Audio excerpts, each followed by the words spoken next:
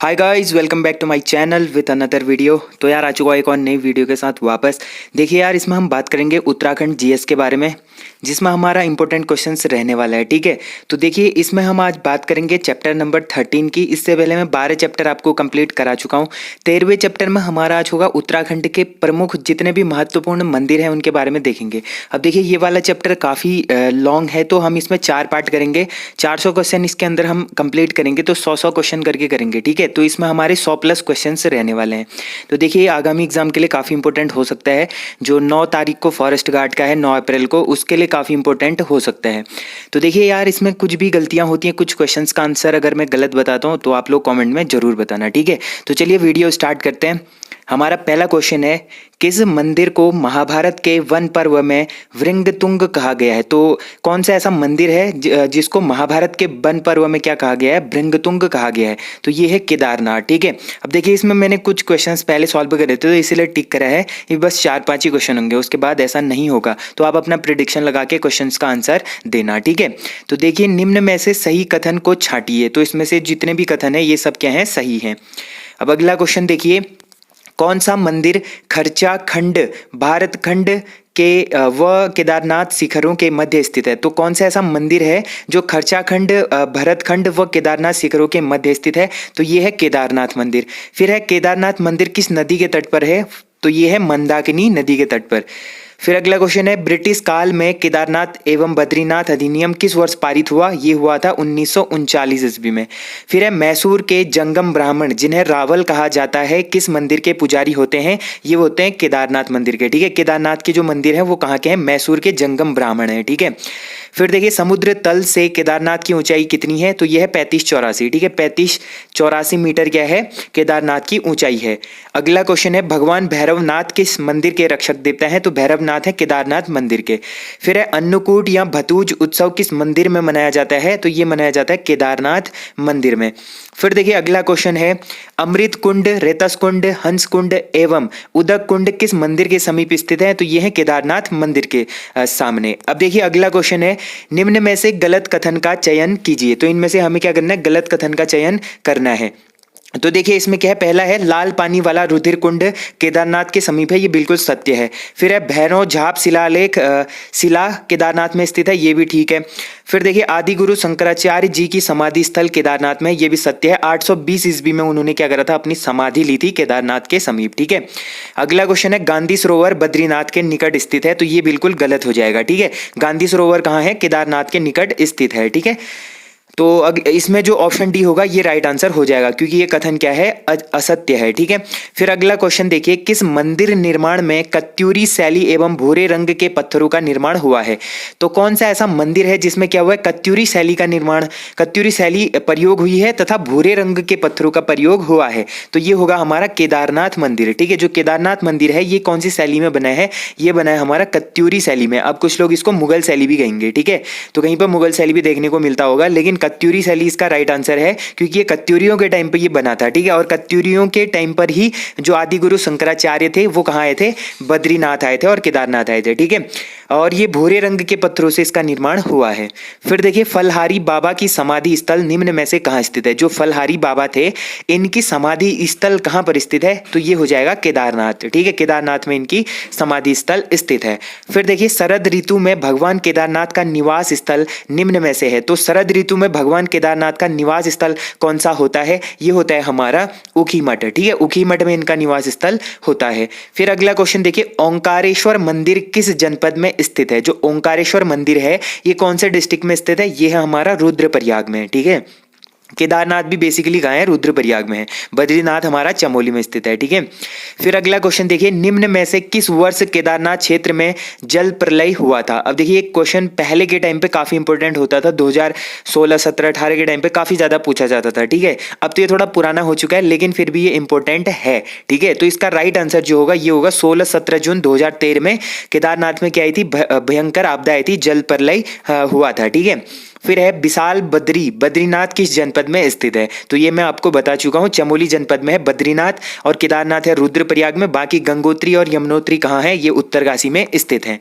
फिर देखिए, निम्न में से कौन सा मंदिर शंकुधारी शैली में निर्मित है? अब ऐसा कौन सा मंदिर है जो शंकुधारी शैली में इसको निर्मित किया गया है? ये है बद्रीनाथ मंदिर, ठीक है। बद्रीनाथ का जो निर्माण हुआ है वो शंकुधारी शैली में हुआ है, ठीक है। फिर है, किस मंदिर को पुराणों में योग सिद्धा, मुक्ति प्रदा, बद्रिकाश्रम व विशाला कहा गया है? तो कौन से मंदिर को ऐसा कहा जाता है? ये बोला जाता है हमारा बद्रीनाथ मंदिर को, ठीक है। फिर है, निम्न में से सही कथन का चयन करें, तो इनमें से बताना है सही कथन कौन सा होगा। फिर देखिए, सतयुग में बद्रीनाथ को मुक्ति प्रदा कहा गया है, तो ये भी सत्य है। पद्मदेव नामक व्यक्ति ने बद्रीनाथ मंदिर के लिए भूमि दान की थी। जो पद्मदेव या पद्मट देव थे, इन्होंने क्या करी थी? बद्रीनाथ मंदिर के लिए भूमि दान की थी, तो ये भी सत्य है। फिर देखिए, बद्रीनाथ का पूर्ण भव्य मंदिर बनाने का श्रेय कत्यूरियों को जाता है। तो बद्रीनाथ केदारनाथ का जो मंदिर बना था, ये कत्यूरियों के टाइम पर ही बना था। तो ये सारे कथन बिल्कुल सत्य है, ऑप्शन डी होगा इसका राइट आंसर, ठीक है। फिर अगला क्वेश्चन देखिए, किस मंदिर के पार्श्व में नर एवं नारायण नामक दो पर्वत श्रेणियां स्थित है? तो कौन सा ऐसा मंदिर है जिसके पीछे क्या है? नर एवं नारायण नामक दो पर्वत श्रेणियां स्थित है। तो ये है बद्रीनाथ, ठीक है। बद्रीनाथ के पार्श्व में स्थित है नर और नारायण नामक दो पर्वत। फिर देखिए, अगला क्वेश्चन है हमारा, किस मंदिर के भीतर 15 मूर्तियां स्थापित की गई हैं? तो कौन सा ऐसा मंदिर है जिसके अंदर क्या किया गया है? 15 मूर्तियों को स्थापित किया गया है, तो ये हो जाएगा बद्रीनाथ मंदिर। फिर है, चरण पादुका नामक स्थल किस मंदिर के समीप है? तो चरण पादुका नामक एक स्थल पड़ता है, ये कौन से मंदिर के समीप स्थित है? ये है बद्रीनाथ मंदिर के समीप। फिर है, गरुड़, स्कंद एवं राम गुफा किस मंदिर के समीप है? तो ये सारे मंदिर भी कहाँ हो जाएंगे? बद्रीनाथ के समीप हो जाएंगे। फिर है, बद्रीनाथ के पास माणा गांव में निम्न में से कौन सी गुफाएं हैं? अब जो माणा गांव है ये कहाँ स्थित है? ये चमोली में है, इसको भारत का अंतिम गांव भी बोला जाता है, ठीक है। तो जो ये माणा गांव है, इसमें से कौन सी गुफाएं स्थित हैं? तो इनमें से हो जाएंगे हमारे ये सारी गुफाएं, ठीक है। ये सारी गुफाएं कहाँ हैं? माणा में स्थित है। मुचकुंद गुफा है, ब्यास गुफा है, गणेश गुफा है, ये सारी गुफाएं कहाँ हैं? बद्रीनाथ के पास जो माणा गांव पड़ता है इसके समीप स्थित है। फिर है, निम्न में दिए गए कथनों को पढ़कर सही कथन का चयन कीजिए। अब इसमें से देखना है 3 कथन इसमें गलत होंगे, बाकी एक कथन सही होगा, या फिर सारे कथन सही होंगे, ये हमें देख के बताना है। फिर पहला देखिए, स्नान हेतु पंचकुंड, तप्तकुंड, नारद कुंड, मानुषी कुंड, त्रिकोण कुंड, सत्यपथ कुंड सभी जनपद चमोली में स्थित है, तो बिल्कुल सत्य है। फिर है, नरसिंह, नारद, गरुड़, वराह व मार्कंडेय शिलाएं चमोली जनपद में है, ये भी सत्य है। कूर्मो, इंदु, भृगु, उर्वशी व प्रहलाद धारा सभी चमोली में स्थित है, ये भी सत्य है। तो इसके उपयुक्त सभी कथन क्या है? बिल्कुल सत्य है, इसीलिए ऑप्शन डी इसका राइट आंसर हो जाएगा। फिर अगला क्वेश्चन देखिए, 18वीं शताब्दी में रानी अहिल्याबाई होलकर द्वारा किस मंदिर का पुनर्निर्माण किया गया था? जो 18वीं सदी में महारानी अहिल्याबाई होलकर थे, इनके द्वारा किस मंदिर का पुनर्निर्माण कराया गया था? ये कराया था इन्होंने बद्रीनाथ का पुनर्निर्माण, ठीक है, 18वीं शताब्दी में। फिर अगला क्वेश्चन है, किस मंदिर की पूजा के लिए केरल के अर्चक नारियल, सुपारी एवं कर्नाटक से चंदन आता है? तो कौन से मंदिर में पूजा होती है जिसके लिए क्या आता है? केरल से अर्चक नारियल आते हैं और सुपारी आती है और कर्नाटक के चंदन आते हैं, ठीक है। तो ये हो जाएगा हमारा कौन सा? बद्रीनाथ मंदिर, ठीक है। बद्रीनाथ की पूजा के लिए ये सारे उपयोग होते हैं। फिर है, नरसिंह मंदिर में किस भगवान की पूजा की जाती है? तो नरसिंह देव जो मंदिर है, यहाँ पर विष्णु भगवान की पूजा की जाती है। फिर अगला क्वेश्चन देखिए, निम्न दिए गए कथनों को पढ़कर उचित कथन का चयन कीजिए। इन कथनों को हमें पढ़ना है, फिर इसका उचित कथन देना है, ठीक है। तो देखिए, बद्रीनाथ आरती के लेखक धन सिंह बरथवाल हैं, ठीक है, ये बिल्कुल सत्य है। फिर समुद्र तल से बद्रीनाथ की ऊंचाई कितनी है? 3133, ठीक है, 3133 मीटर है, ये भी बिल्कुल सत्य है। कढ़ाई उत्सव बद्रीनाथ धाम में मनाया जाता है, ये भी सत्य है। तो ऑप्शन डी इसका राइट आंसर होगा, क्योंकि सारे कथन क्या है? बिल्कुल सत्य है। फिर देखिए, सिंह द्वार, मंडप एवं गर्भगृह किस मंदिर के भाग में है? ठीक है, जो सिंह द्वार है, मंडप है एवं गर्भगृह है, ये किस मंदिर के भाग में स्थित है? ये है हमारे बद्रीनाथ मंदिर के भाग में स्थित। फिर देखिए, ब्रह्म कपाली स्थान जहां पितरों को पिंड अर्पित करते हैं, निम्न में से कहां स्थित है? जो ब्रह्म कपाली है, यहां पर क्या होता है? पितरों को पिंड अर्पित किया जाता है, तो ये निम्न में से कहां पर स्थित है? ये स्थित है हमारा बद्रीनाथ में, ठीक है। फिर है, निम्न में से मंदिर का सबसे पुराना भाग कौन सा है? तो निम्न में से मंदिर का सबसे पुराना भाग कौन सा हो जाएगा? ये होगा हमारा गर्भगृह। ठीक है, गर्भगृह क्या है? मंदिर का सबसे पुराना भाग है। बाकी चीजें मॉडिफाई होकर नई बनती रहती है। फिर देखिए, राज्य में सर्वाधिक तीर्थ यात्री किस धाम में आते हैं? तो सर्वाधिक तीर्थ यात्री आते हैं बद्रीनाथ धाम में। अब देखिए, केदारनाथ धाम में भी काफी यात्री आते हैं, लेकिन जो केदारनाथ धाम है ये काफी दुर्गम क्षेत्र में है। ठीक है, क्योंकि यहाँ पर पहुँचना सभी लोगों के लिए यहाँ पर पहुँचना वो नहीं है। ठीक है, पॉसिबल नहीं है, इसलिए केदारनाथ कम ही लोग जा पाते हैं। लेकिन बद्रीनाथ जाने के लिए उतना टफ नहीं पड़ता, इसलिए बद्रीनाथ में तीर्थ यात्री सर्वाधिक मात्रा में यहाँ पर आते जाते हैं। ठीक है, फिर अगला क्वेश्चन है, गंगा, लक्ष्मी, पार्वती एवं अन्नपूर्णा देवी की मूर्तियां किस मंदिर में स्थापित की गई हैं? तो गंगा माता, लक्ष्मी माता, पार्वती माता एवं अन्नपूर्णा देवी माता की मूर्तियां किस मंदिर में स्थापित की गई हैं? तो ये स्थापित है गंगोत्री मंदिर में। ठीक है, फिर देखिए, 18वीं शताब्दी में किस मंदिर का निर्माण गोरखा सेनापति अमर सिंह थापा द्वारा करवाया गया था? तो 18वीं शताब्दी में क्या होता है, कौन सा ऐसा मंदिर है जिसका निर्माण किसने कराया था? जो गोरखाओं का सेनापति हुआ करता था अमर सिंह थापा, तो इसके द्वारा किया गया था।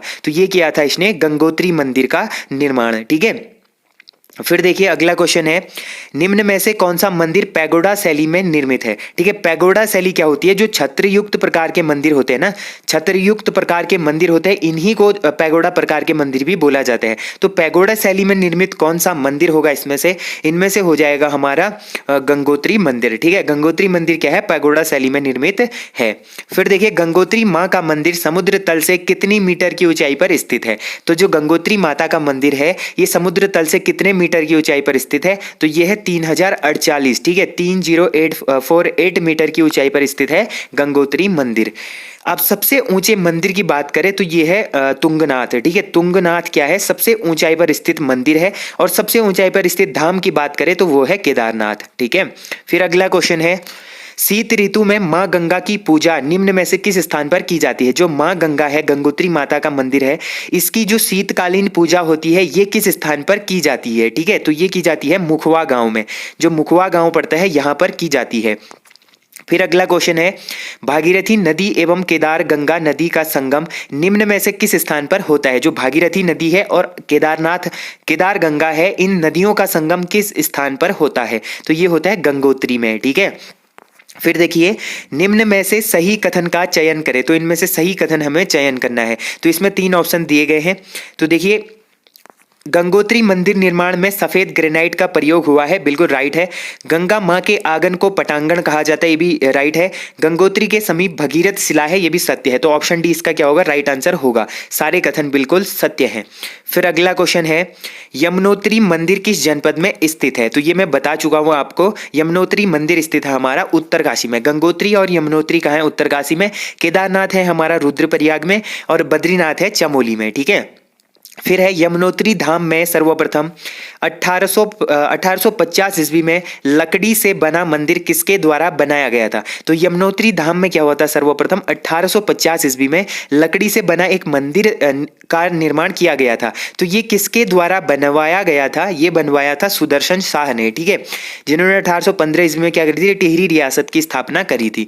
फिर देखिए, यमुनोत्री मंदिर में काले पत्थर की यमुना की मूर्ति किसके द्वारा लगवाई गई थी? तो यमुना मंदिर में जो काले पत्थर की यमुना की मूर्ति है ये किसके द्वारा लगवाई गई थी? तो ये लगाई थी भवानी शाह ने। ठीक है, भवानी शाह ने लगाई थी। फिर देखिए, निम्न में से किस देवता का शीतकालीन आवास खरसाली गांव है? तो खरसाली गांव में शीतकालीन आवास किस देवता का होता है? ये होता है यमुनोत्री का। ठीक है, यमुनोत्री का क्या है? शीतकालीन आवास है खरसाली गांव। फिर देखिए, और क्वेश्चन है इंपॉर्टेंट, आधुनिक यमुनोत्री मंदिर का निर्माण किसने किया था? जो आधुनिक टाइम पे, जो अभी के टाइम पे यमुनोत्री का मंदिर है, इसका निर्माण किसने करा था? इसका निर्माण किया था हमारा प्रताप शाह ने। ठीक है, जो प्रताप शाह थे इनको टिहरी में इंग्लिश शिक्षा प्रारंभ करने वाला भी माना जाता है। ठीक है, इंग्लिश में टिहरी में इंग्लिश शिक्षा का प्रारंभ हुआ था वो प्रताप शाह के टाइम पर ही हुआ था। ठीक है, फिर देखिए, समुद्र तल से यमुनोत्री मंदिर की ऊंचाई निम्न में से है। तो समुद्र तल से यमुनोत्री मंदिर की ऊंचाई कितनी है? तो ये हो जाएगी हमारा 32-35, ठीक है, 3235 मीटर की ऊंचाई पर स्थित है यमुनोत्री मंदिर। फिर है, किस कुंड की तुलना यूरोपीय यात्री न्यूजीलैंड के गैसर तप्त कुंड से करते हैं? तो किस कुंड की तुलना जो यूरोपीय यात्री हैं ये किससे करते हैं? न्यूजीलैंड में एक गैसर तप्त कुंड स्थित है, इससे करते हैं। तो कौन सा कुंड है? ये कुंड होगा हमारा सूर्य कुंड, ठीक है। अगला क्वेश्चन है, निम्न में से किस कुंड में स्वयं पके हुए चावल के दाने भक्त लोग प्रसाद के रूप में ग्रहण करते हैं? तो ये करते हैं सूर्य कुंड में। सूर्य कुंड की एक खासियत है कि इसमें जितने भी तीर्थ यात्री होते हैं, जितने भी भक्त होते हैं, वो क्या करते हैं? चावलों को डालते हैं, ठीक है, बिना पके हुए चावलों को डालते हैं और बाद में कुछ ही टाइम बाद चावल पक के आते हैं ऊपर पे, ठीक है। तो इनको भक्त लोग क्या करते हैं? प्रसाद के रूप में ग्रहण करते हैं। फिर अगला क्वेश्चन देखिए, निम्न में से किस देवी को यम की बहन एवं सूर्य की पुत्री कहा जाता है? तो कौन सी ऐसी देवी है जिसको यम की बहन और सूर्य की पुत्री कहा जाता है? तो ये बोला जाता है हमारा यमुना को, ठीक है। सूर्य कुंड का तापमान कितने डिग्री फ़ारेनहाइट होता है? तो ये होता है हमारा 195 डिग्री फ़ारेनहाइट, ठीक है। 190 डिग्री फ़ारेनहाइट क्या होता है? सूर्य कुंड का तापमान होता है। आप अनुमान लगा सकते हैं कि इसमें कितना गर्म जल होता होगा। फिर देखिए, सूर्य कुंड से निकलने वाली ध्वनि को क्या कहा जाता है? जो सूर्य कुंड से एक ध्वनि निकलती है, इस ध्वनि को कहा जाता है ओम ध्वनि, ठीक है। उसमें ओम करके एक ध्वनि निकलती है। बंदरपूंछ पर्वत का प्राचीन नाम क्या है? तो बंदरपूंछ पर्वत है जो, इसका प्राचीन नाम क्या है? इसका प्राचीन नाम था कालिंदी पर्वत, ठीक है। कालिंदी पर्वत क्या था? बंदरपूंछ पर्वत का प्राचीन नाम था। फिर देखिए, यमुनोत्री नदी का उद्गम किस शिखर से होता है? जो यमुनोत्री नदी है इसका उद्गम किस शिखर से होता है? ये होता है बंदरपूंछ शिखर से, ठीक है। बंदरपूंछ जो ग्लेशियर है उधर, वहां से होता है, ठीक है। फिर अगला क्वेश्चन है, यमुनोत्री मंदिर का अंतिम मोटर अड्डा कौन सा है? जो यमुनोत्री मंदिर जाने के लिए अंतिम मोटर अड्डा है, ये कौन सा है? ये होगा हमारा हनुमान चट्टी, ठीक है। हनुमान चट्टी तक क्या है? मोटर मार्ग है। फिर है, निम्न में से बीफ गांव किसका प्राचीन नाम है? तो बीफ गांव किसका प्राचीन नाम है? ये होगा हमारा जानकी चट्टी का, ठीक है। जानकी चट्टी को बीफ गांव भी बोला जाता था। फिर देखिए, निम्न में से किस स्थान में 124 छोटे बड़े मंदिरों का समूह है? तो 124 छोटे बड़े मंदिरों का समूह किस स्थान पर है? ये होगा हमारा जागेश्वर में, ठीक है। जागेश्वर धाम है जो अल्मोड़ा में, यहां पर क्या है? 124 छोटे बड़े मंदिरों का समूह है। इसको मंदिरों की नगरी भी बोला जाता है, ठीक है। जागेश्वर धाम किस शैली में निर्मित है? तो जो जागेश्वर धाम बना है ये केदारनाथ शैली में निर्मित है। फिर देखिए, निम्न में से किस नदी के किनारे जागेश्वर धाम स्थित है? जागेश्वर धाम किस नदी के किनारे स्थित है? ये है जटागंगा के किनारे स्थित। फिर अगला क्वेश्चन देखिए, निम्न में से राज्य का सबसे बड़ा मंदिर समूह कौन सा है? तो मंदिर समूह की बात करें तो ये होगा हमारा जागेश्वर मंदिर समूह, यहीं पर सबसे ज्यादा मंदिर हैं। फिर है, जागेश्वर मंदिर समूह का निर्माण किसने कराया था? जो जागेश्वर मंदिर समूह है इसका निर्माण किसने कराया था? ये कराया था हमारा कत्यूरी राजा सालीवाहन ने, ठीक है। जो सालीवाहन देव थे ये कत्यूरी राजा हुआ करते थे, इन्होंने ही जागेश्वर मंदिर समूह का निर्माण करवाया था। फिर देखिए, जागेश्वर के पुरातत्व पर शोध ग्रंथ किनके द्वारा लिखा गया? जो जागेश्वर के पुरातत्व पर शोध ग्रंथ लिखा है ये किनके द्वारा लिखा गया है? ये लिखा है माहेश्वर प्रसाद जोशी ने, ठीक है। फिर अगला क्वेश्चन देखिए, जागेश्वर मंदिर कमेटी गठित हुई, तो जागेश्वर मंदिर कमेटी का गठन कब किया गया? 1914 ईस्वी में किया गया था, ठीक है। फिर है, मृत्युंजय मंदिर किस धाम का सबसे प्राचीन मंदिर है? जो मृत्युंजय मंदिर है ये किस धाम का सबसे प्राचीन मंदिर है? ये होगा हमारा जागेश्वर धाम का सबसे प्राचीन मंदिर। फिर देखिए, जागेश्वर धाम का सबसे विशाल मंदिर कौन सा है? तो जो जागेश्वर धाम में सबसे विशाल मंदिर है वो है दिनदेश्वरा, ठीक है। दिनदेश्वरा क्या है? सबसे विशाल मंदिर है। फिर है, निम्न में से किस मंदिर के द्वार पर नंदी एवं स्कंदी की मूर्ति स्थित है? तो नंदी एवं स्कंदी की मूर्ति किस मंदिर के सामने पर, मंदिर के द्वार पर स्थित है? ये हो जाएगा हमारा जागेश्वर धाम के द्वार पर, ठीक है। जाट गंगा या जटा गंगा एवं दूध गंगा के संगम पर कौन सा मंदिर स्थित है? तो ये होगा हमारा दंडेश्वर मंदिर, ठीक है। जटा गंगा के किनारे तो हमारा जागेश्वर मंदिर स्थित है, ठीक है। जटा गंगा के किनारे क्या है? जागेश्वर धाम स्थित है, लेकिन जटा गंगा और दूध गंगा का जहां पर संगम होता है वहां पर दंडेश्वर मंदिर स्थित है। फिर अगला क्वेश्चन देखिए, नव दुर्गा, कुबेर, पंच केदार, लक्ष्मी, जगन्नाथ, पुष्टि देवी के मंदिर कहाँ स्थित है? जो नव दुर्गा, कुबेर हैं, पंच केदार हैं, लक्ष्मी है, जगन्नाथ हैं और पुष्टि देवी है, इनके मंदिर कहाँ पर स्थित है? ये स्थित है हमारे जागेश्वर में। ठीक है, फिर अगला क्वेश्चन देखिए, दक्षिणामुखी हनुमान मंदिर किस जनपद में स्थित है? तो दक्षिण की तरफ मुख करके जो हनुमान का मंदिर है ये कहाँ पर स्थित है? ये स्थित है हमारा जागेश्वर अल्मोड़ा में। ठीक है, फिर है निम्न में से किस राजा की मूर्ति जागेश्वर के मुख्य मंदिर में स्थित है? तो कौन सा ऐसा राजा है जिसकी मूर्ति कहाँ स्थित है? जागेश्वर के मुख्य मंदिर में स्थित है। तो ये होगा हमारा दीपचंद। ठीक है, दीपचंद का क्या है? मूर्ति जागेश्वर के मुख्य मंदिर पर स्थित है। अब दीपचंद के बारे में बात करें तो इसी के टाइम पर क्या हुई थी? कुमाऊं में चंदू की जो शक्तियां थी, चंदू की शक्ति इसी के टाइम पर कमजोर हुई थी। ठीक है, इनकी शक्ति कमजोर हुई थी और इसी का फायदा उठाकर जो मोहन सिंह था, मोहन सिंह ने क्या करा था? मोहन चंद की उपाधि धारण करके दीपचंद को गद्दी से हटाकर अपनी गद्दी हड़प ली थी। लेकिन बाद में ललित शाह क्या करता है? ललित शाह बगवाली पोखर के युद्ध में 1779 ईस्वी में मोहन चंद को हराकर जो प्रद्युम्न शाह था, प्रद्युम्न शाह को क्या करता है? कुमाऊं की गद्दी पर बैठाता है और 1779 से लेकर 1786 ईस्वी तक क्या करता है? प्रद्युम्न शाह कुमाऊं की गद्दी पर बैठता है। ठीक है, अब देखिए हिमालय की द्वारिका यानी द्वाराहाट स्थित है, तो ये स्थित होगा हमारा अल्मोड़ा में। द्वाराहाट कहाँ स्थित है? हमारा अल्मोड़ा में स्थित है। फिर अगला क्वेश्चन देखिए, निम्न में से मंदिरों की नगरी के नाम से प्रचलित है? तो ये मैं आपको बता चुका हूँ, मंदिरों की नगरी बोला जाता है द्वाराहाट को, जो अल्मोड़ा में स्थित है। ठीक है, फिर अगला क्वेश्चन देखिए, नीचे दिए गए कथनों को पढ़कर असंगत कथन का चयन कीजिए। तो इनमें से हमें असंगत कथन चुनना है। ठीक है, तो पहला कथन देखिए, द्वाराहाट मंदिर समूह का सबसे बड़ा देवालय गुर्जर देव मंदिर है। अगला है द्वाराहाट में 3 वर्ग के मंदिर है। ठीक है, क्या है? 3 वर्ग के मंदिर हैं। फिर द्वाराहाट मंदिर समूह में कत्यूरी राजाओं के कला प्रेम का प्रतीक है। फिर है द्वाराहाट मंदिर समूह बागेश्वर में स्थित है। तो असंगत कथन क्या होगा? ऑप्शन डी हो जाएगा। जो द्वाराहाट मंदिर समूह है ये कहाँ स्थित है? अल्मोड़ा में स्थित है, द्वाराहाट में स्थित है। ठीक है, तो ये हमारा बिल्कुल गलत हो जाएगा, बाकी ऊपर के 3 कथन सत्य हैं। फिर देखिए, कचहरी मंदिर समूह, रत्नदेव मंदिर समूह व मनियान मंदिर समूह किस जिले में स्थित है? जो कचहरी देव मंदिर समूह है और रत्नदेव मंदिर समूह है या फिर मनियान मंदिर समूह है, ये किस जिले में स्थित है? तो ये स्थित हो जाएंगे हमारे द्वाराहाट अल्मोड़ा जिले में स्थित। फिर अगला क्वेश्चन देखिए, किस मंदिर की मुख्य प्रतिमा बड़ादित्य सूर्य की है? तो कौन सा ऐसा मंदिर है जिसकी मुख्य प्रतिमा क्या है? बड़ादित्य सूर्य की है। तो ये हो जाएगा कटारमल का सूर्य मंदिर। ठीक है, कहाँ है कटारमल का सूर्य मंदिर? अल्मोड़ा में स्थित है। एक आता है नीम करौली महाराज का मंदिर। ठीक है, जो नीम करौली महाराज का मंदिर है ये हमारा नैनीताल डिस्ट्रिक्ट में स्थित है। फिर देखिए, किस मंदिर की दीवारों पर अपठित 3 पंक्तियों वाला शिलालेख है? तो मतलब इसको पढ़ा नहीं गया है, अपठित है, इनके 3 पंक्तियां का क्या है? शिलालेख स्थित है। तो ये कौन से मंदिर में स्थित है? ये है कटारमल के सूर्य मंदिर में स्थित। फिर देखिए, सकू की पुष्टि करने वाला कटारमल सूर्य मंदिर किस शैली में निर्मित है? जो कटारमल सूर्य मंदिर है ये क्या करता है? उत्तराखंड में सकू के होने की पुष्टि करता है।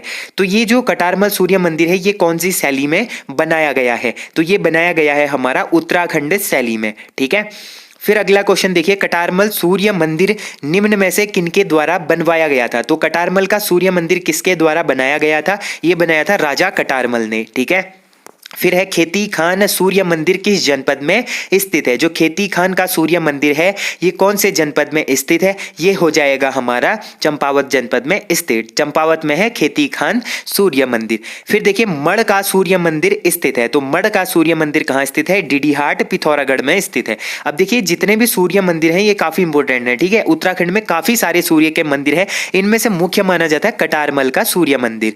फिर देखिए, निम्न में से कुलसारी सूर्य मंदिर किस जिले में स्थित है? जो कुलसारी सूर्य मंदिर है ये कौन से जिले में स्थित है? तो ये चमोली जनपद में स्थित है। फिर अगला क्वेश्चन देखिए, उत्तरकाशी जनपद में कौन सा मंदिर स्थित है? तो उत्तरकाशी जनपद में कौन सा मंदिर स्थित है? देखिए, जो मजियाली सूर्य मंदिर है ये कहाँ स्थित है? ये स्थित है हमारा उत्तरकाशी में। ठीक है, फिर देखिए, निम्न में से लुलेरा या गुलेरा घाटी में स्थित मंदिर है, जो लुलेरा या फिर गुलेरा घाटी है इसमें स्थित मंदिर कौन सा होगा? तो देखिए, गुर्जर देव मंदिर है, नंदा देवी मंदिर है, पलेठी सूर्य मंदिर है और उपयुक्त सभी है। लेकिन जो इसमें पलेठी सूर्य मंदिर है ये लुलेरा और गुलेरा घाटी में स्थित है, ठीक है। बाकी अगला क्वेश्चन है, फांसड़ा शैली में निर्मित मंदिर है, जो फांसड़ा शैली होती थी इसमें निर्मित मंदिर कौन सा होगा? इसमें निर्मित मंदिर है पलेठी का सूर्य मंदिर, ठीक है। अगला क्वेश्चन है, किस देवता को परमोच्च न्यायालय कहा जाता है? तो किस देवता को परम उच्च न्यायालय कहा जाता है? ये बोला जाता है हमारा गोलू देवता के मंदिर को। फिर देखिए, घंटियों वाला मंदिर के नाम से प्रसिद्ध मंदिर है, तो घंटियों वाला मंदिर के नाम से जो प्रसिद्ध मंदिर है उसका नाम है गोलू देवता का मंदिर। अब देखिए, गढ़वाल में गोरिल देवता को किस नाम से जाना जाता है? तो गढ़वाल में गोरिल देवता को जाना जाता है गोलू देवता के नाम से। फिर है, गोलू देवता को किस भगवान के रूप में पूजा जाता है? तो इनको पूजा जाता है शिव यानी भैरव के रूप में पूजा जाता है। फिर है, गोलू देवता के पिताजी का नाम क्या था? जो गोलू देवता है इनके पिताजी का नाम था हमारा झालू राई, ठीक है। जो झालू राय थे ये थे गोलू देवता जी के पिता। फिर अगला क्वेश्चन है, कौन सा गुफा मंदिर कश्यप पहाड़ी पर अल्मोड़ा जनपद पर स्थित है? तो कौन सा ऐसा गुफा मंदिर है जो कश्यप पहाड़ी पर अल्मोड़ा जनपद में स्थित है? तो ये हो जाएगा हमारा कषार देवी मंदिर, ठीक है। जो कषार देवी मंदिर है अल्मोड़ा में, ये कहाँ स्थित है? ये कश्यप पहाड़ी पर स्थित है। कसार देवी में सन 1960 से लेकर 1970 ईस्वी में कौन सा आंदोलन चलाया गया था?